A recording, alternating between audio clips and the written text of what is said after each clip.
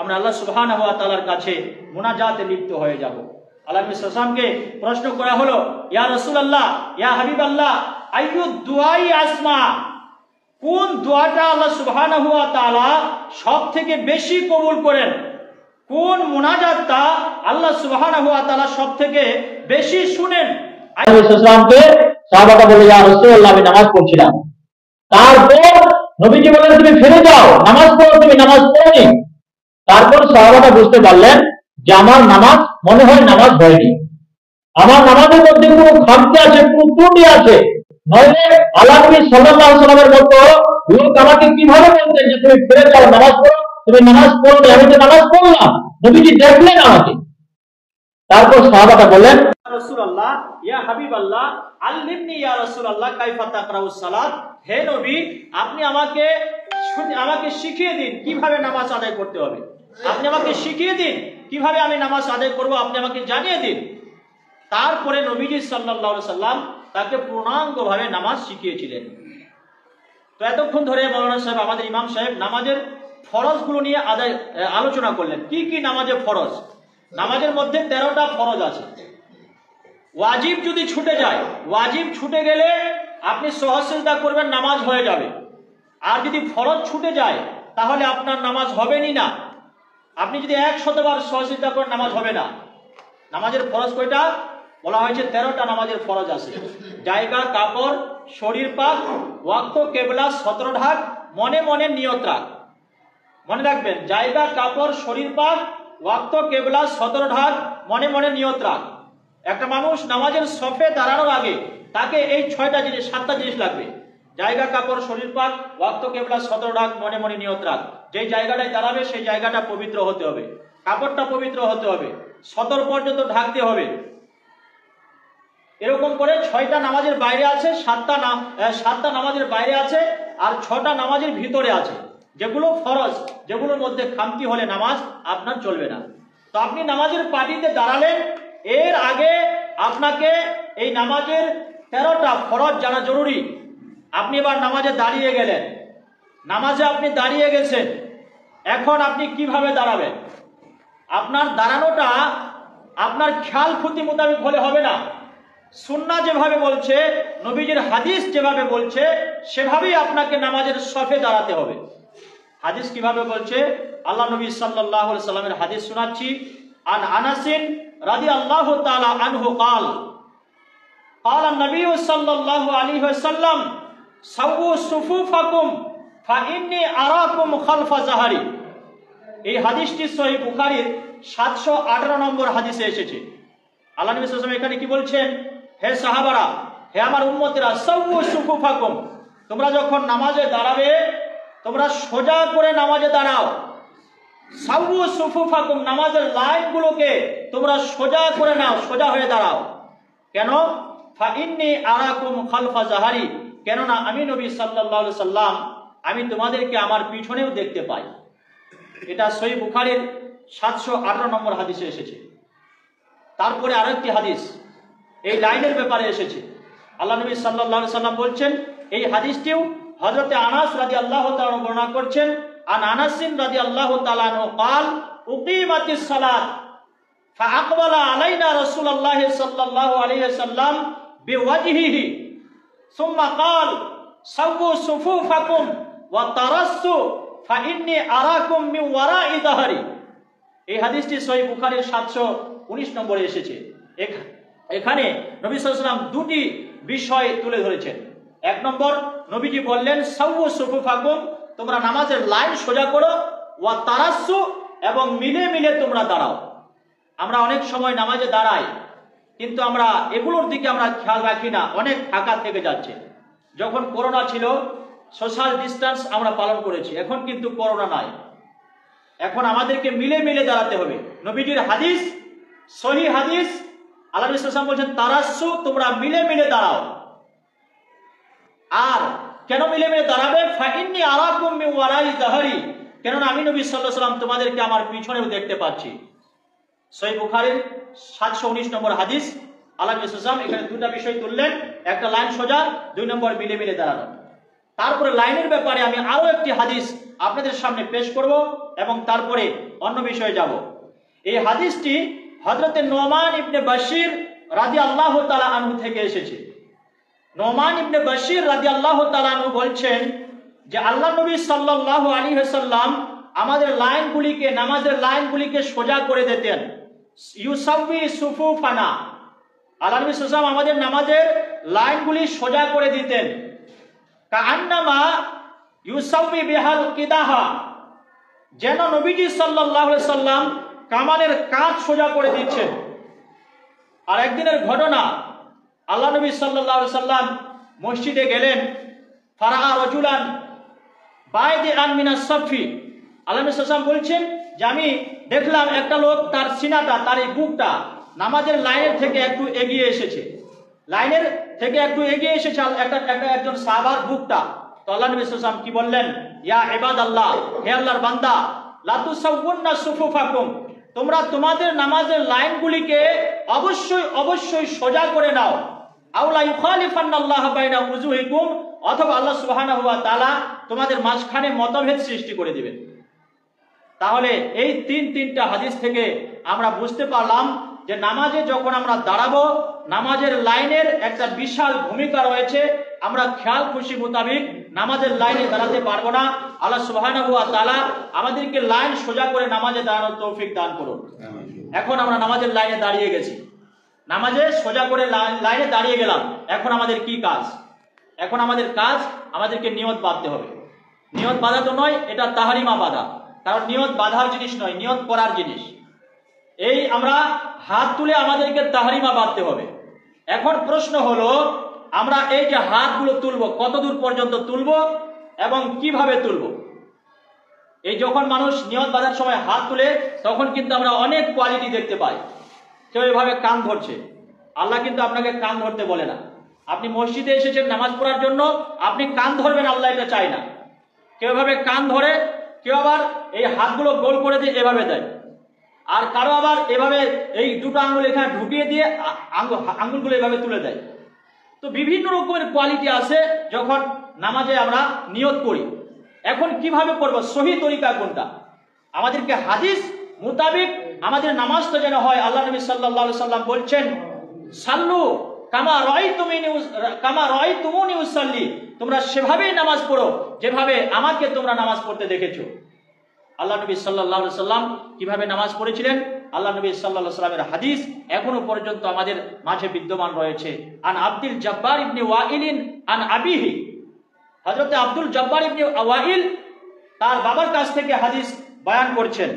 কি বলছেন তিনি বলছেন যে আল্লাহ নবী সাল্লাল্লাহু আলাইহি সাল্লাম হিনা কামা ইলা সালাতি, আল্লাহ নবী সাল্লাল্লাহু আলাইহি সাল্লাম যখন নামাজে দাঁড়াতেন, নামাজে দাঁড়ানোর পরে আল্লাহ নবী সাল্লাল্লাহু আলাইহি সাল্লাম, আমি হযরতে ওই সাহাবাটা বলছেন, আব্দুল জব্বার ইবনে ওয়াইল, তিনি বলছেন, আবসারান নবিয়া সাল্লাল্লাহু আলাইহি সাল্লাম, আমি হযরত আল্লাহ নবী সাল্লাল্লাহু আলাইহি সাল্লামকে দেখেছি হিনা কামা ইলা সালাতি, আল্লাহ নবী যখন নামাজে দাঁড়াতেন, রাফা ইয়াদাইহি ইলা মানকিবাইহি, আমি আল্লাহ নবী সাল্লাল্লাহু আলাইহি সাল্লামকে দেখেছি তিনি যখন নামাজে দাঁড়াতেন, তিনার হাতগুলো এই কাঁধ পর্যন্ত উঠত। এই যে এই দুটোকে কাঁধ বলা হয়। আল্লাহ নবী সাল্লাল্লাহু আলাইহি সাল্লামের হাতগুলো কাঁধ পর্যন্ত উঠত। ওয়া হাযা মানকিবাইহি ইলা ওয়া হাযা ইবহামাইহি ইলা উযুনাইহি, হাত দুটো তার উঠত এই কাঁধ পর্যন্ত, এবং এই দুটো আঙ্গুল, এই বৃদ্ধ আঙ্গুল দুটাকে ইবহাম বলা হয়। ওয়া ইবহামাইহি ইলা উযুনাইহি, আর তার এই আঙ্গুল দুটো আল্লাহ নবী সাল্লাল্লাহু আলাইহি সাল্লামের এই কানের লতা পর্যন্ত থাকতো। এভাবে এই আঙ্গুল দুটো কানের লতা এই সমান থাকবে, আর এই হাতটা আমাদের থাকবে এই বাহু পর্যন্ত, কাঁধ পর্যন্ত। এইভাবেই আমরা নিয়ত যখন করব নামাজে দাঁড়ানোর পরে, এভাবেই আমরা করব। এই আঙ্গুল কান ধরবো না, এভাবে ঢুকিয়ে দেব না, অন্য কোনো আমরা করব না। আল্লাহ নবী সাল্লাল্লাহু আলাইহি ওয়াসাল্লামের হাদিস থেকে আমাদেরকে নামাজ হতে হবে, সুন্নাহ মোতাবেক নামাজ হতে হবে। আল্লাহ নবী সাল্লাল্লাহু আলাইহি ওয়াসাল্লামের হাদিস বলছে, আপনার হাত থাকবে কাঁধ পর্যন্ত, আর এই দুটো আঙ্গুল থাকবে কানের লতা পর্যন্ত। আল্লাহ সুবহানাহু ওয়া তাআলা আমাদেরকে সুন্নাহ মোতাবেক নামাজ পড়ার তৌফিক দান করুন। এখন আমরা বুঝতে পারলাম যে যখন আমরা হাত তুলবো, এই পর্যন্ত হাত তুলবো। এখন প্রশ্ন হলো, আমরা যে হাত বাঁধবোটা কোথায়? নাভির নিচে বাঁধবো, না উপরে বাঁধবো, না বুকের উপরে বাঁধবো? কোথায় বাঁধবো? কোথায় বাঁধলে আমাদের নামাজটা সহি হবে? আর আল্লাহ নবী সাল্লাল্লাহু আলাইহি সাল্লাম কোথায় হাত বাঁধতে বলেছিলেন? এই ব্যাপারে দুই রকমের হাদিস আছে। আল্লাহ নবী সাল্লাল্লাহু আলাইহি সাল্লামের হাদিস থেকে যেটা প্রমাণিত, হাদিস থেকে যেটা পাওয়া যাচ্ছে, নবীজি সাল্লাল্লাহু আলাইহি সাল্লামের হাদিস বলছে নবীজি নাভির নিচেও হাত বাঁধতেন, আবার উপরেও বাঁধার প্রমাণ রয়েছে। আপনি যদি নিচে বাঁধেন তাও আপনার নামাজ হয়ে যাবে, আপনি বলতে পারবেন না যারা উপরে বাঁধছে তাদের নামাজ হবে না। আর আপনি যদি উপরে বাঁধেন, উপরে বেঁধে বলতে পারবেন না যারা নিচে নিচে বাঁধছে তাদের নামাজ হবে না। উভয় প্রকার হাদিস আছে, নাভির উপরেও বাঁধা যাবে, নিচেও বাঁধা যাবে। তবে নিচের হাত বাঁধার যে রওয়ায়াতটা আছে, নিচের হাত বাঁধার যে বর্ণনাটা আছে, এটা সব থেকে প্রসিদ্ধ এবং মশহুর। আল্লাহ নবী সাল্লাল্লাহু আলাইহি ওয়াসাল্লামের হাদিস থেকে পাওয়া যাচ্ছে, হযরত বুখারী আলাইহির রহমা, ইমাম বুখারী আলাইহির রহমা, তার ওস্তাদ হযরত ইসহাক রাহমাতুল্লাহি আলাইহি, তিনি বলছেন আকরাব ফিল হাদিস ওয়া আকওয়া ইলাল ইতা। তিনি বলছেন যে যারা নাভির নিচে হাত বাঁধছে এটা হাদিস সম্মত দিক দিয়ে অনেক হাত বাঁধার কারণে তাদের মধ্যে একটা বিনম্র আর যেন একটা নত ভাব থাকে। আপনি যখন কোনো একটা বড় মানুষের সামনে আপনি দাঁড়াবেন, আপনি এভাবে হাত বাঁধলে আপনার মধ্যে যেন একটা বড়ত্ব ভাব চলে আসে। আর যখন এভাবে হাত বাঁধবেন, ইমামের কেরাতটাই মুক্তাদির কেরাত। ইমাম সাহেব যে সূরা ফাতিহা পাঠ করবেন, তার এই সূরা ফাতিহা পাঠ করাটা এটাই মুক্তাদির জন্য যথেষ্ট, এবং এটাই মুক্তাদির জন্য সাকসেস। মুক্তাদিকে আর দ্বিতীয়বার সূরা ফাতিহা পাঠ করতে হবে না।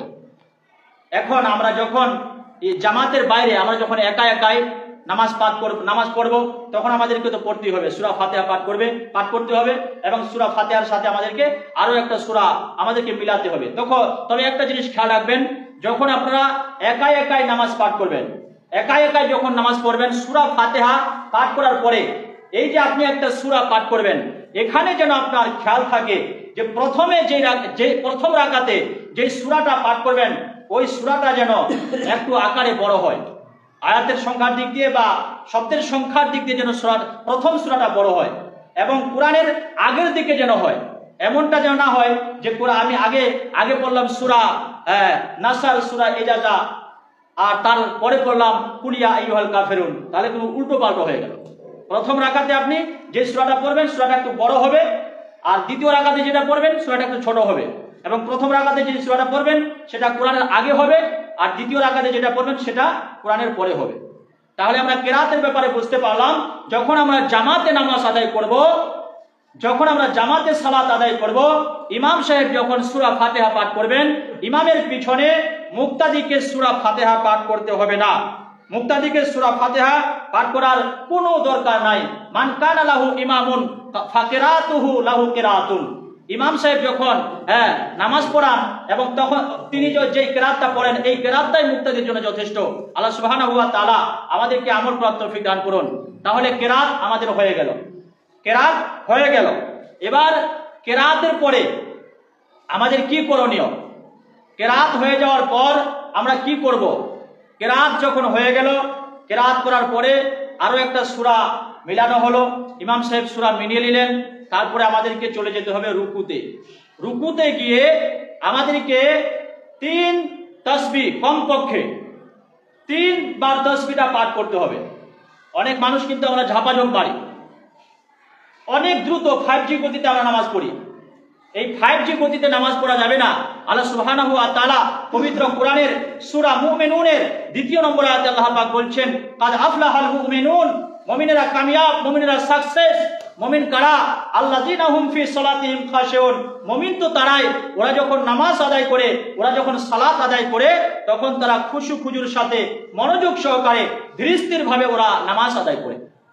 তাহলে আমরা যদি মুমিন হতে চাই, আল্লাহ পাক বলছেন মুমিনের প্রথম কোয়ালিটিটা হলো এটা, যে মুমিন যখন নামাজ আদায় করবে, সালাত যখন আদায় করবে, ওরা থেমে থেমে ধীরস্থির ভাবে একদম একাগ্রতা চিত্তে ওরা নামাজ আদায় করবে।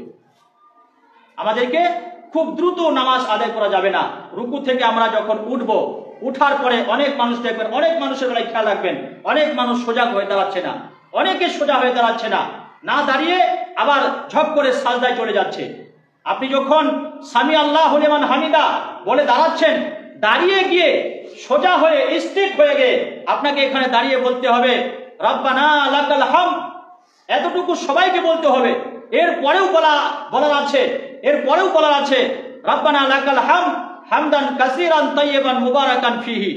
আল্লাহ নবী সাল্লাল্লাহু আলাইহি ওয়াসাল্লাম একদিন নামাজ পড়াচ্ছেন, আল্লাহ নবী সাল্লাল্লাহু আলাইহি ওয়াসাল্লামের নামাজ ইমামতিতে নামাজ হচ্ছে, একজন সাহাবা পিছনে বলে দিয়েছেন রব্বানা লাকাল হামদ হামদান কাসীরান তাইয়িবান মুবারাকান ফিহি। আল্লাহ নবী সাল্লাল্লাহু আলাইহি ওয়াসাল্লাম এই কথাটা শুনতে পেয়েছেন। আল্লাহ নবী বলছেন, তোমরা এই কথাটা কে বলেছো? বাড়তি তাসবিহটা কে পড়েছো? হামদান কাসীরান তাইয়িবান মুবারাকান কে পড়েছো? এটা যে সাহাবাটা পড়েছিল ও মনে মনে ভয় পেয়ে গেল, বলছে আমাকে মনে হয় রাসূল সাল্লাল্লাহু আলাইহি ওয়াসাল্লাম বকাবকি দিবে, আমি এটা পড়েছি বাড়তি, আমাকে মনে হয় খুব বকাবকি দিবে। আল্লাহ নবী সাল্লাল্লাহু আলাইহি ওয়াসাল্লাম বলছেন, তোমরা কে বলেছো বলো না। আল্লাহ নবী অভয় দিলেন, তোমরা কে বলেছো বলো, আমি তোমাদের বকাবকি দেব না। তারপর একজন সাহাবা বললেন, ইয়া রাসূলুল্লাহ, এই বাড়তি তাসবিহটা তো আমি পড়েছি, রব্বানা লাকাল হামদ হামদান কাসীরান তাইয়িবান মুবারাকান ফিহি, এই বাড়তি তাসবিহটা আমি পড়েছি। আল্লাহ নবী সাল্লাল্লাহু আলাইহি ওয়াসাল্লাম বলছেন, তোমার ভয়ের কোনো কারণ নাই, তোমাকে ভয় করতে হবে না। হে সাহাবা, তুমি কি জানো তুমি যে এই বাড়তি তাসবিহটা পড়েছো, এই বাড়তি তাসবিহটার যা সওয়াব হয়েছে, আল্লাহ তাবারক ওয়া তাআলার 70 জন সাহাবা প্রতিযোগিতা করছে তোমার এই তাসবিহর সওয়াবটা আল্লাহর কাছে কে সর্বপ্রথমে পৌঁছে দেবে। সুবহানাল্লাহ। তাহলে বুঝতে পারলাম এই ঝপ করে রুকু থেকে উঠে ঝপ করে সাজদায় আমরা যেতে পারবো না। সুন্নাহ আমাদেরকে অনুমতি দিচ্ছে না, হাদিস আমাদেরকে অনুমতি দিচ্ছে না। যদি আমরা চলে যাই, নামাজ আমাদের কিন্তু নবীর তরিকা মোতাবেক নামাজ হচ্ছে না। আল্লাহ নবী যে বলছেন, সাল্লু কামা রাআইতুমুনি উসাল্লি, তোমরা সেভাবেই নামাজ আদায় করো যেভাবে আমাকে নামাজ আদায় করতে দেখেছো। আমরা যদি ঝট করে রুকুতে থেকে উঠে আবার যদি সাজদায় চলে যাই, তাহলে কিন্তু আমাদের নামাজ দুর্বল হয়ে যাবে, নামাজ আমাদের খামতি হয়ে যাবে। এভাবে আমরা নামাজ আদায় করতে পারবো না। কমপক্ষে আমরা 3 বার সাজদার তাসবিহটা বলবো, রুকুর তাসবিহটা বলবো, তারপরেই আমরা অন্য কাজে যেতে পারি। আল্লাহ তাবারক ওয়া তাআলা আমাদেরকে সুন্নাহ মোতাবেক, নবীজির দেখানো তরিকা মোতাবেক নামাজ পড়ার তৌফিক দান করুন। এখন নামাজের মধ্যে আমাদের অনেক ওয়াজিব আছে। আমরা রুকু থেকে উঠলাম, রুকু থেকে উঠে সাজদা করলাম, 2টো সাজদা হয়ে গেল। এভাবে করে আমরা 2 রাকাত নামাজ মুকাম্মাল করলাম। 2 রাকাত নামাজ আমরা পড়ে নিলাম, পরিপূর্ণ পড়ে নিলাম। 2 রাকাত নামাজ পড়ে নেওয়ার পরে এখন আমাদেরকে আত্তাহিয়াত পড়তে হবে। আত্তাহিয়াত, অনেক মানুষের আত্তাহিয়াত মুখস্থ নাই, অনেক মানুষের মুখস্থ নাই, আর মুখস্থ করার চেষ্টাও করে না। দুনিয়ার ব্যাপারে আমরা অনেক চেষ্টা করি। একটা পাট যখন মাটিতে ফেলে দিলাম, পাটটা ফেলে দেওয়ার পরে ওতে যদি রস না থাকার কারণে পাটটা না গাজে, বীজগুলো না গাজে, তা আমাদের চেষ্টা কি থাকে, দেশি ভাষায় যেটা বলে যে ভাঙে ফেলবা লাগবে। পাটাহান গাজিনি ভাঙে ফেলাও, বা অনেক বন হয়ে গেল, ঘাস হয়ে গেল, ভাঙে ফেলতে হবে। কিন্তু আপনি যে নামাজ পড়ছেন, আপনার নামাজে ওয়াজিবগুলো আপনি পাচ্ছেন না। ওয়াজিব না পারলে, ওয়াজিব ছুটে গেলে নামাজ হচ্ছে না, নামাজ হবে না, সহসিজদা করতে হবে। একদিনও তো আপনি সহসিজদা করলেন না। এভাবে করে আপনি নামাজ পড়েই যাচ্ছেন, যুগ কা যুগ নামাজ চালিয়ে যাচ্ছেন, আর মন দিয়ে বলছেন আল্লাহ আমাকে মাফ করে দেবে। আল্লাহ আপনার ঠিকা নিয়ে বসেনি, আপনাকে শিখার চেষ্টা করতে হবে। আপনি শিখার চেষ্টা জারি থাকবে, আর এভাবে করে আপনি নামাজ চালাবেন, তাহলে আল্লাহ সুবহানাহু ওয়া তাআলা আপনাকে মাফ করবে। আর আপনি শিখার চেষ্টাও করছেন না, যুগ কা যুগ আপনি চালিয়ে দিচ্ছেন, নামাজ পড়ে যাচ্ছেন, আর বলছেন আল্লাহ আমাকে মাফ করে দেবে। এটা কিন্তু আমাদের ভুল ধারণা। ভাই, যতগুলো মাসলা আমাদের নামাজের প্রয়োজন, সবগুলো আমাদের শিখতে হবে। একজন মুমিন হিসাবে, একজন পাক্কা নামাজি হিসাবে, সাচ্চা নামাজি হিসাবে নামাজের সব মাসলা মাসাইলগুলো আমাদের জানতে হবে। তো 2 রাকাত হয়ে যাওয়ার পর সর্বপ্রথম কাজ আমাদের আত্তাহিয়াত পড়ে নেওয়া। আত্তাহিয়াত পড়ে নেওয়ার পরে দরুদ শরীফ পড়া। সব থেকে দামি দরুদ শরীফ হচ্ছে দরুদ ইব্রাহিম। নামাজে যে দরুদ শরীফটা আমরা পাঠ করি, এই দরুদ শরীফের থেকে দামি দরুদ আর পৃথিবীতে নাই। সাহাবায়ে কেরাম রাদিয়াল্লাহু তাআলা আনহুম আল্লাহর নবীকে জিজ্ঞাসা করলেন, ইয়া রাসূলুল্লাহ, ইয়া হাবিবাল্লাহ, আমরা আপনার উপরে কিভাবে দরুদ পাঠাবো? আমরা আপনার উপর সালাম পাঠাবো, এটা তো আমাদের জানা আছে। কিভাবে? যে আমরা যখন আত্তাহিয়াত পড়ি, আত্তাহিয়াতু লিল্লাহি ওয়াস সালাওয়াতু ওয়াত তাইয়্যিবাতু আসসালামু আলাইকা আইয়ুহান নবী। আমরা তো নামাজের মধ্যে আপনার উপর সালাম পাঠাই, তো দরুদটা আমরা আপনার উপর কিভাবে পাঠাবো বা কোন দরুদটা পড়বো, তো আল্লাহ নবী সাল্লাল্লাহু আলাইহি সাল্লাম সাহাবাকে শিক্ষা দিলেন, হে আমার সাহাবা, তোমরা যখন আমার উপরে দরুদ শরীফ পড়বে এইভাবে পড়বে। কিভাবে? আল্লাহ নবী সাল্লাল্লাহু আলাইহি ওয়াসাল্লাম দরুদ ইব্রাহিম শিখিয়েছেন। আল্লাহ নবী বলছেন, আল্লাহুম্মা সাল্লি আলা মুহাম্মাদিন ওয়া আলা আলি মুহাম্মাদ কামা সাল্লাইতা আলা ইব্রাহিম ওয়া আলা আলি ইব্রাহিম ইন্নাকা হামিদুম মাজিদ। আল্লাহুম্মা বারিক আলা মুহাম্মাদিন ওয়া আলা আলি মুহাম্মাদিন কামা বারাকতা আলা ইব্রাহিম ওয়া আলা আলি ইব্রাহিম ইন্নাকা হামিদুম মাজিদ। আল্লাহ নবী সাল্লাল্লাহু আলাইহি ওয়াসাল্লাম বলছেন সবথেকে দামি দরুদ হলো এই দরুদ ইব্রাহিম। তো সর্বপ্রথমে আমরা আতাহিয়াতে পড়লাম, তারপরে দরুদ শরীফ পড়লাম। এবার আমাদেরকে দোয়া মাসুরা পড়তে হবে। দোয়া মাসুরা দুই রকমের আছে, আমরা একটা তো পড়েই থাকি, আল্লাহুম্মা গফিরলি ওয়ালি ওয়ালিদাইয়া ওয়ালি মান তাওয়ালিদা ওয়ালি জামিল মুমিনিনা ওয়াল মুমিনাত, এটাও একটা দোয়া মাসুরা আছে। আরো একটা আছে, আল্লাহুম্মা ইন্নী যালামতু নাফসি যুলমান কাসীরাও ওয়ালা ইয়াগফিরুদ যুনুবা ইল্লা আনতা ফাগফিরলি মাগফিরাতাম মিন ইনদিকা ওয়ারহামনি ইন্নাকা গফুরুর রহিম। এই দোয়া মাসুরাটা পড়া সবথেকে উত্তম বলা হয়েছে। সহিহ হাদিস দ্বারা প্রমাণিত এই দোয়া মাসুরাটা পড়া বেশি ভালো বা বেশি উত্তম। এটাও আমরা পড়ার চেষ্টা করব। নামাজের মধ্যে যতগুলো ওয়াজিবাত আছে, যতগুলো ফারাইজ আছে, প্রত্যেকটি নামাজিকে, প্রত্যেকটি মুসাল্লিকে এই জিনিসগুলো শিখতে হবে। একজন পাকা এবং সাচ্চা নামাজি হিসাবে, মুসল্লি হিসাবে এগুলো আমাদের জানা থাকা দরকার। আজ অনেক মানুষ আমরা দোয়া কুনুত পড়তে পারি না, আত্তাহিয়াত পড়তে পারে না, দরুদ শরীফ পড়তে পারে না, ভালো করে সূরা ফাতিহা পড়তে পারে না। নামাজের মধ্যে কেরাত সব থেকে দামি জিনিস, সব থেকে দামি জিনিস হলো নামাজে কেরাত পড়া। আপনি যখন পড়বেন আলহামদুলিল্লাহি রাব্বিল আলামিন, অনেক নামাজি দুই রকমের আছে, এগুলো আমাদের শিখতে হবে। আপনি যখন পড়বেন আলহামদুলিল্লাহি রাব্বিল আলামিন, সমস্ত প্রশংসা আল্লাহ সুবহানাহু ওয়া তাআলার জন্য। আর আপনি যদি এখানে পড়ে নেন আলহামদুলিল্লাহি রাব্বিল আলামিন, ছোট হার জায়গায় আপনি বড় হার জায়গায় আপনি ছোট হা উচ্চারণ করেছেন, এর মানে কি হয়ে যাবে জানেন? এর মানে হয়ে যাবে সমস্ত নোংরামি জিনিসগুলো আল্লাহ সুবহানাহু ওয়া তাআলার জন্য। মানেগুলো কোথায় যে কোথায় পাল্টে গেছে।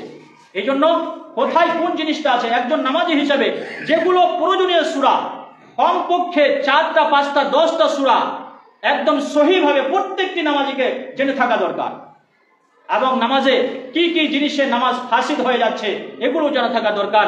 আপনি যদি বলেন আনআমতা আলাইহিম, পবিত্র কোরআনের সূরা ফাতিহা বলছে আনআমতা আলাইহিম, হে আল্লাহ তুমি আমাদেরকে সেই পথে চালাও, সেই পথে চালাও যেই পথে তুমি চলার পরে মানুষকে তুমি ইনাম দিয়েছো, পুরস্কার দিয়েছো, পুরস্কৃত করেছো। আর আনআমতার জায়গায় আপনি যদি বলেন আনআমতু আলাইহিম, তার জায়গায় তু পড়েছেন, জবরের জায়গায় পেশ পড়েছেন, মানে কোথায় চলে গেছে?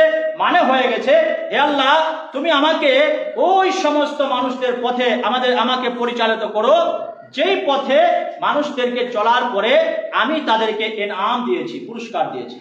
আল্লাহর জায়গায় আপনি এসে গেছেন, আপনার জায়গায় আল্লাহকে বানিয়েছেন আর আল্লাহর জায়গায় আপনি এসে গেছেন। এই জন্য নামাজের অনেক মাসলা মাসাইল প্রত্যেকটি মুসল্লিকে জেনে থাকা দরকার। তো আমরা আতাহিয়াত পড়লাম, দরুদ শরীফ পড়লাম, দোয়া মাসুরা পড়লাম, নামাজে আমরা সালাম ফিরিয়ে দিলাম, আসসালামু আলাইকুম ওয়া রাহমাতুল্লাহ, আসসালামু আলাইকুম ওয়া রাহমাতুল্লাহ। সেদিক আমাদেরকে তাকাতে হবে না, এদিকে মসজিদের ওয়াল, এদিকে মসজিদের ওয়াল, এতটা তাকাতে হবে না। আপনি যখন সালাম ফিরাবেন এখানে দেখবেন, এদিকে সালাম ফিরাবেন এদিকে দেখবেন। যখন আপনার নামাজ হয়ে গেল, এবার নামাজ থেকে আপনি ফারিগ হয়ে গেছেন, নামাজ শেষ হয়ে গেছে, এখন আপনার করণীয় কি? আপনি কি ঝরঝর করে উঠে চলে যাবেন? নামাজ হয়ে গেল, সালাম ফিরিয়ে দিলেন, সালাম ফিরিয়ে দেওয়ার পরে আপনি নামাজ থেকে তো ফারিগ হয়ে গেলেন, এখন আপনি কি করবেন? আপনি কি পালিয়ে যাবেন? নামাজ তো শেষ হয়ে গেছে আপনার, না পালিয়ে যাবেন না। আল্লাহ নবী সাল্লাল্লাহু আলাইহি সাল্লামের একাধিক হাদিস আছে নামাজের পরে দুয়ার বাজার, নামাজের পরে অনেক দোয়া আছে, হাজার হাজার দোয়া আছে।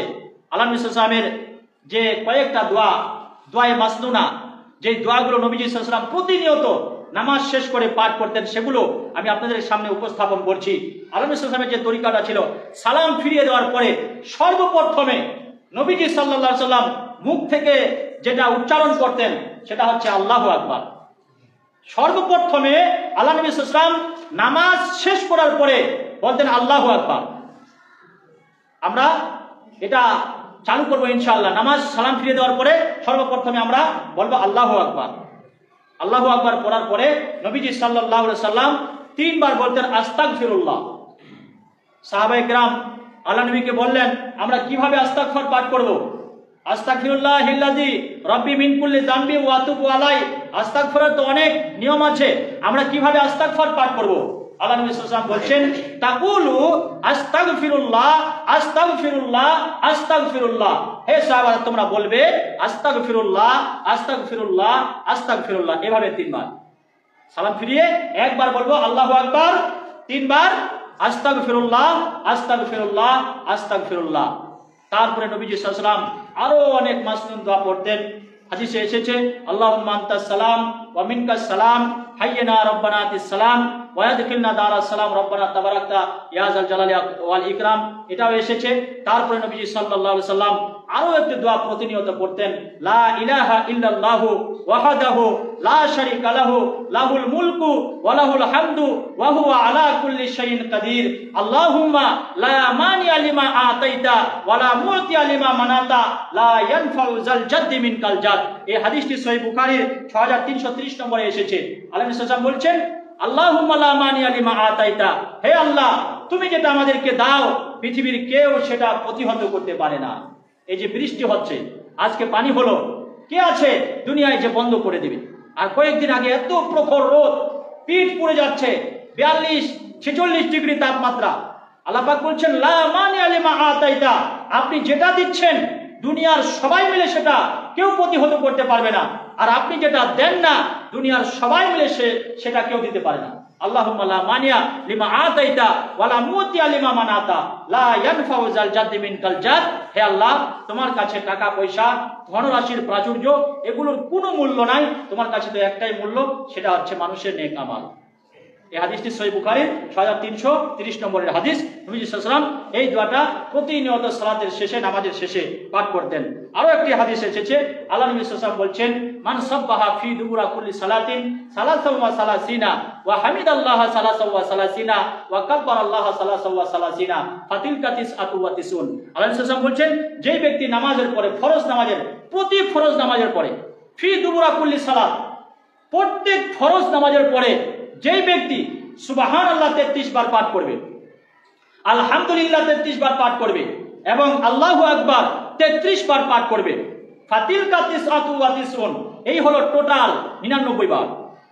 ওয়া ক্বালা তামামাল মিয়া, আর 100 বার পাঠ করবে লা ইলাহা ইল্লাল্লাহু ওয়াহদাহু লা শারীকা লাহু লাহুল মুলকু ওয়া লাহুল হামদু ওয়া হুয়া আলা কুল্লি শাইইন কাদির। আল্লাহ নবী সাল্লাল্লাহু আলাইহি ওয়াসাল্লাম বলছেন 33 বার সুবহানাল্লাহ, 33 বার আলহামদুলিল্লাহ, 33 বার আল্লাহু আকবার, আর 100 বার এই দোয়াটা আল্লাহ নবী সাল্লাল্লাহু আলাইহি ওয়াসাল্লাম বলছেন গুফিরাত খাতায়াহু ওয়া ইন কানা মিসলা জাবাদিল বাহর। আল্লাহ নবী সাল্লাল্লাহু আলাইহি ওয়াসাল্লাম বলছেন ওই ব্যক্তির আল্লাহ পাক এত গুনাহ খাতা maaf করবে, এত গুনাহ খাতা maaf করবে, তার গুনাহ যদি সমুদ্রের ফেনা রাশির সমতুল্য হয় তাও আল্লাহ সুবহানাহু ওয়া তাআলা তার গুনাহ খাতা maaf করবেন। সুবহানাল্লাহ। কত বড় বড় দামি দামি দোয়া আছে ফরজ নামাজের পরে। আল্লাহ নবী সাল্লাল্লাহু আলাইহি ওয়াসাল্লাম বলছেন তোমরা ফরজ সালাতের পরে, ফরজ নামাজের পরে তোমরা আয়াতুল কুরসি পাঠ করো। মান কারা আয়াতুল কুরসি, যেই ব্যক্তি ফরজ নামাজের পরে আয়াতুল কুরসি পাঠ করবে ওই লোকটার আর জান্নাতের মধ্যে একটাই মাত্র বাধা থাকবে, সেটা হলো মওত। লোকটা মরে না তাই জান্নাতে যায় না, অর্থাৎ মরার সঙ্গে সঙ্গে আল্লাহ সুবহানাহু ওয়া তাআলা তাকে জান্নাত নসিব করে দিবেন। আয়াতুল কুরসি এটা একটা সূরা নয়, এটা একটা বড় রকমের সূরা নয়, বরং এটা পবিত্র কোরআনের সূরা বাকারার 255 নম্বর আয়াত, একটা আয়াত মাত্র যার নাম হলো আয়াতুল কুরসি। আল্লাহু লা ইলাহা ইল্লা হুয়াল হাইয়ুল কাইয়্যুম লা তাখুযুহু সিনাতুন ওয়া লা নাওম। এখানে আল্লাহ সুবহানাহু ওয়া তাআলার কয়েকটি গুণবাচক নাম এসেছে, কয়েকটি তার গুণবাচক নাম এসেছে। আল্লাহ বলছেন যেই লোকটা প্রতি ফরজ সালাতের পরে, প্রতি ফরজ নামাজের পরে আয়াতুল কুরসি একবার পাঠ করবে ওই লোকটার আর জান্নাতে যাওয়ার মধ্যে একটাই বাধা, সেটা হলো মওত। লোকটা মরার সাথে সাথে আল্লাহ পাক তাকে জান্নাত নসিব করে দেবেন। তারপরে আরো একটি হাদিস আমি আপনাদের সামনে পেশ করব। আল্লাহ নবী সাল্লাল্লাহু আলাইহি ওয়াসাল্লামের একজন প্রসিদ্ধ সাহাবা ছিল যার নাম হলো মুআজ রাদিয়াল্লাহু তাআলা আনহু। আর আল্লাহ নবী সাল্লাল্লাহু আলাইহি ওয়াসাল্লাম এই মুআজ রাদিয়াল্লাহু তাআলা আনহুকে খুবই ভালোবাসতেন। তো আল্লাহ নবী সাল্লাল্লাহু আলাইহি ওয়াসাল্লাম একদিন মুআজকে ডেকে বলছেন, ইয়া মুআজ, হে মুআজ, ওয়াল্লাহি আল্লাহর কসম, আল্লাহি আল্লাহর কসম আমি তোমাকে খুব ভালোবাসি, ওয়াল্লাহি ইন্নী লা উহিব্বুকা আমি তোমাকে খুব ভালোবাসি। এই কথাটা 3 বার বললেন, ইয়া মুআজ ওয়াল্লাহি লা ইন্নী উহিব্বুকা, ওয়াল্লাহি লা ইন্নী উহিব্বুকা, হে সাহাবা মুআজ আমি তোমাকে খুব ভালোবাসি। তৃতীয়বারে বললেন, ইয়া মুআজ উসিকা, হে মুআজ আমি তোমাকে একটা জিনিসের ওসিয়ত করছি, লা তাদআন্না ফি দুবুরা কুল্লি সালাত, যে জিনিসটার ব্যাপারে আমি তোমাকে ওসিয়ত করছি, এই জিনিসটা তুমি কখনো ছাড়বে না। সেটা কি? আল্লাহ নবী সাল্লাল্লাহু আলাইহি ওয়াসাল্লাম বলছেন যে তোমরা ফরজ নামাজের পরে বলবে আল্লাহুম্মা, সবাই পড়ুন, আল্লাহুম্মা আইন্নি আলা যিকরিকা ওয়া শুকরিকা ওয়া হুসনি ইবাদাতিক। আল্লাহ নবী সাল্লাল্লাহু আলাইহি ওয়াসাল্লাম বলছেন, হে মুআজ, আমি তোমাকে খুব ভালোবাসি। দুইবার বললেন, ইয়া মুআজ, আমি তোমাকে খুব ভালোবাসি। হে মুআজ, আমি তোমাকে খুব ভালোবাসি। তৃতীয়বারে বললেন, হে মুআজ, আমি তোমাকে একটা জিনিসের ওসিয়ত করছি যেটা তুমি কখনো ছাড়বে না। আর আমরা কখনো পড়ি না। আল্লাহ নবী সাহাবাকে বলছে তুমি কখনো ছাড়বে না, আর আমরা কখনো পড়ি না। সেটা কি? আল্লাহ নবী বলছেন আইন্নি আলা যিকরিকা ওয়া শুকরিকা ওয়া হুসনি ইবাদাতিক। হে আল্লাহ, তুমি আমাকে শক্তি দাও যাতে আমি তোমার বেশি জিকির করতে পারি। ওয়া শুকরিকা, এবং তুমি আমাকে সামর্থ্য দাও যাতে আমি তোমার বেশি শুকরিয়া আদায় করতে পারি। ওয়া হুসনি ইবাদাতিক, এবং যাতে করে আমি তোমার বেশি করে ভালো ইবাদত করতে পারি। তো ফরজ নামাজের পরে অনেক দোয়া আছে, অনেক দোয়া আছে। আল্লাহ সুবহানাহু ওয়া তাআলা এই ফরজ নামাজের পরে এই দুআয়ে মাসনুনাগুলি আমাদেরকে পড়ার তৌফিক দান করুন। আজ এই দোয়া নিয়ে আমাদের সমাজ যেন একটা যেন বিশৃঙ্খলা তৈরি হয়ে গেছে। কিছু কিছু জায়গায় দেখা যাচ্ছে মানুষ বলছে নামাজ যেহেতু হয়ে গেল, নামাজ থেকে ফারিক, নামাজ শেষ হয়ে গেল, গরু ছাগলের মতো উঠে চলে যাচ্ছে। মনে হচ্ছে মসজিদে যতক্ষণ ছিল তার উপর জুলুম হচ্ছিল, নির্যাতন হচ্ছিল। কিন্তু আল্লাহ নবী সাল্লাল্লাহু আলাইহি ওয়াসাল্লামের যে তরিকাটা ছিল সেটা এটা ছিল না যে নবীজি সাল্লাল্লাহু আলাইহি ওয়াসাল্লাম সালাম ফিরিয়ে সাহাবারা চলে যেতেন, বা সালাম ফিরিয়েই ফৌরান হাত তুলে মোনাজাত করতে শুরু করে দিতেন। এটাও নবীজির তরিকা ছিল না। কি তরিকা ছিল? আল্লাহ নবী সাল্লাল্লাহু আলাইহি ওয়াসাল্লাম সালাম ফিরিয়ে দুআয়ে মাসনুনাগুলি পাঠ করতেন, সাহাবারা দুআয়ে মাসনুনাগুলি পাঠ করতেন। এই দোয়াগুলি আমরা দুআয়ে মাসনুনাগুলো আমরা পাঠ করব। দুআয়ে মাসনুনাগুলি পাঠ করার পরে আমরা আল্লাহ সুবহানাহু ওয়া তাআলার কাছে মুনাজাতে লিপ্ত হয়ে যাব। আল্লাহ নবী সাল্লাল্লাহু আলাইহি ওয়াসাল্লামকে প্রশ্ন করা হলো, ইয়া রাসূলুল্লাহ, ইয়া হাবিবাল্লাহ, আইয়ু দুআই আসমা, কোন দোয়াটা আল্লাহ সুবহানাহু ওয়া তাআলা সবথেকে বেশি কবুল করেন?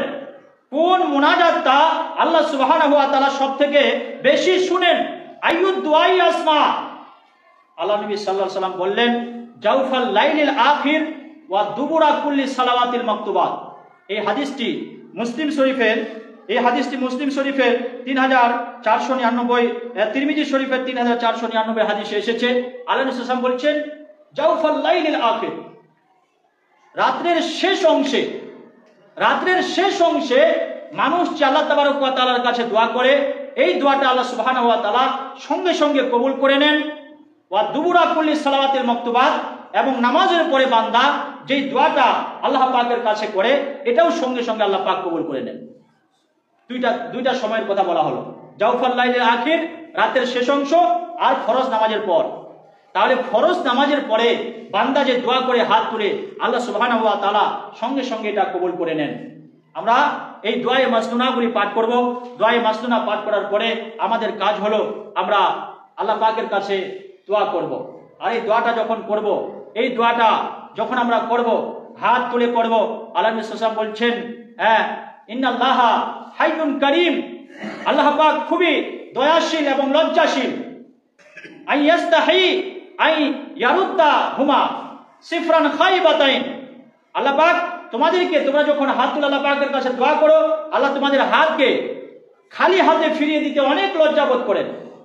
তোমরা আল্লাহ পাকের কাছে হাত তুলে দোয়া করো। আমরা দোয়া করব। এই দোয়া যখন আমরা করব, মুনাজাত যখন আমরা করব, ইমাম তো সকল মুসল্লির জন্য দোয়া করবেন বা করছেন। ইমাম তো একার জন্য দোয়া করে না। ইমাম যখন হাত তুলে তখন কি বলে? রব্বানা আতিনা ফিদ দুনিয়া হাসানা। ইমাম তো এটা বলে না রব্বানা আতিনি ফিদ দুনিয়া হাসানা। ইমাম তো এটা বলে না, হে আল্লাহ শুধুমাত্র তুমি আমার জন্য হাসানা দান করো, শুধু তুমি আমার জন্য ভালাই দান করো। ইমাম তো আপনার সকলের জন্য বলে রব্বানা আতিনা, হে আল্লাহ তুমি আমাদের সবাইকে আতা করো, সবাইকে দান করো। ফিদ দুনিয়া হাসানা, দুনিয়ার ভালাই, ওয়াফিল আখিরাতে হাসানা, এবং আখিরাতের ভালাই। ইমাম তো সকলের জন্য দোয়া করে, এবং ইমামের সকল মুসল্লির জন্য দোয়া করা কর্তব্য। কিন্তু এমন কিছু কিছু বিষয় আছে যে বিষয়গুলো ইমাম সাহেব জানে না। আপনার বাড়িতে আপনার ছেলে অসুস্থ আছে, আপনার স্ত্রী অসুস্থ আছে, আপনার বাড়িতে খাবার নাই। ইমাম তো আর জানে না যে আপনার স্ত্রীর শরীর খারাপ, আপনার ছেলের শরীর খারাপ, আপনি কোনো একটা অভাব অনটনে আছেন।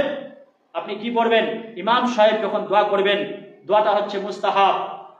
দোয়া মুস্তাহাব। আপনি শুধুমাত্র আমিন আমিনে লিপ্ত থাকবেন না, শুধুমাত্র আমিন আমিনের মধ্যেই আপনি ক্ষান্ত থাকবেন না, আপনি মাঝে মাঝে বলুন, হে আল্লাহ, আমার স্ত্রীর শরীর খারাপ, আমার ছেলের শরীর খারাপ, আমার বাড়িতে অভাব অনটন। আপনিও আপনার মনের কথাটা, আপনার মনের বেদনাটা আপনি আল্লাহ পাকের কাছে আপনি হাজির করবেন। এটাই দোয়ার নিয়ম।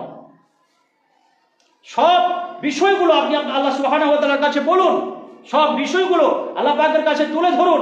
আল্লাহ পাক বলছেন, ইন্নাল্লাহ, আমি নিশ্চয়ই আমি আল্লাহ সুবহানাহু ওয়া তাআলা, আমি হলাম গনি ওয়া আনতুমুল ফুকারা, আর তোমরা হচ্ছে সবাই ফকির। আমি অমুখাপেক্ষী, আমি কারো মুখাপেক্ষী না। আজ দোকানদার যেমন কাস্টমারের মুখাপেক্ষী, কাস্টমারও তেমনি দোকানদারের মুখাপেক্ষী। কাস্টমার দোকানদারের কাছে যায় কেন? খরচ নেবে, সামান নেবে।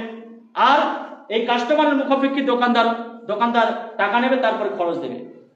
কিন্তু আল্লাহ সুবহানাহু ওয়া তাআলা বলছেন, আমি কারো মুখাপেক্ষী না। কুল হু আল্লাহু আহাদ আল্লাহুস সামাদ, আমি বেনিয়াস, আমি অমুখাপেক্ষী, আমি কারো মুখাপেক্ষী না। দুনিয়ার মানুষ টাকা নেই, তারপরে সওদা দেয়, তারপরে খরচ দেয়। আর আমি আল্লাহ সুবহানাহু ওয়া তাআলা তোমাদের কাছ থেকে কিচ্ছুই চাই না। তোমরা আমার কাছে চাইলেও আমি আল্লাহ তোমাদেরকে দিই, না চাইলেও দিই। আজ আল্লাহ সুবহানাহু ওয়া তাআলা এত বৃষ্টি দিলেন, এত বৃষ্টি দিলেন, তার বিনিময়ে আল্লাহ পাক কিন্তু আমাদের কাছ থেকে টাকা নেয়নি। আল্লাহ পাক কারো মুখাপেক্ষী না, আমরা সবাই আল্লাহর মুখাপেক্ষী, আল্লাহ আমাদের মুখাপেক্ষী না। এই জন্য আল্লাহ সুবহানাহু ওয়া তাআলার কাছে আমরা দোয়া করব। এবং নামাজ, যে বিষয়গুলি আমি আপনাদের সামনে সংক্ষিপ্ত আকারে তুলে ধরলাম, এই বিষয়গুলির দিকে লক্ষ্য করে আমরা নামাজ আদায় করবো ইনশাআল্লাহ। নামাজে কাতার সোজা করব, মিলে মিলে দাঁড়াবো। যতদূর পর্যন্ত হাত তোলার কথা বললাম ততদূর পর্যন্তই তুলব, যেখানে বাঁধার কথা সেখানেই বাঁধবো। যেভাবে কেরাতের কথা বললাম, কেরাতগুলো শিখার চেষ্টা করুন এবং নামাজের ওয়াজিবাতগুলো জানার চেষ্টা করুন, নামাজের ফারাইজগুলো জানার চেষ্টা করুন। আল্লাহ সুবহানাহু ওয়া তাআলা আমাদের নামাজ, তখনই আমাদের নামাজ সহিহ হবে। আর যখনই আমাদের নামাজ সহিহ হবে, আল্লাহ সুবহানাহু ওয়া তাআলা আমাদের জন্য জান্নাত যাওয়া ততই আসান করে দেবেন।